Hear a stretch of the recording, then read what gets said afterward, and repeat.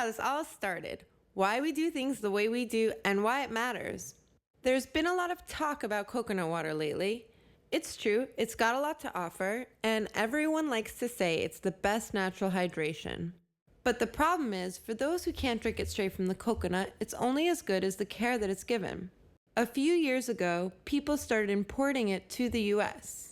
It was the usual story. Behind a bunch of exotic claims, they used coconuts that came from pesticide-rich, chemically fertilized, industrial-strength groves. They used heat treatments that cooked out the taste, leaving little incentive to start with the best coconuts in the first place. It all boils down to a lack of interest in letting coconut water live up to its potential. We looked for ways to make a raw, organic, and honest coconut water. It sounded easier than it was. Years of no's, ifs, and buts did not have us compromise, and we finally found a big yes in the form of traditional agroforestry.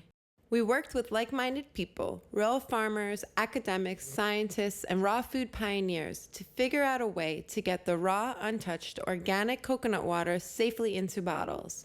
To do it, we incorporated a new technology called high-pressure processing. HPP uses pressure instead of heat to stop potentially harmful bacteria from developing. It's not the easiest or cheapest solution, but it's the only way it should be done, period. Thousands of pounds of pressure evenly applied to our sealed bottles in a tank of water. They come out as raw as they go in, but can keep in a fridge for weeks. For those who have never tasted the real thing, what has been on the shelf may have seemed good enough. Some have fruit, chocolate, or even coconut flavoring to make them more drinkable. To make them attractive, fortunes are spent on famous people to say they're good.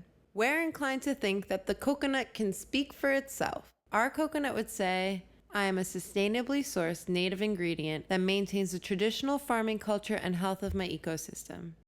By harvesting coconuts the way we do, we're allowing something greater to occur. That is, the safekeeping of centuries-old agroforestry. Our farms have not undergone any changes to become certified organic. These are traditional food forests that were organic long before such certifications even existed. Canals run alongside the primitive coconut groves where other indigenous species make their home too. When the coconut's water is at its peak flavor and nutrition, a harvester climbs his bamboo ladder and cuts off a cluster.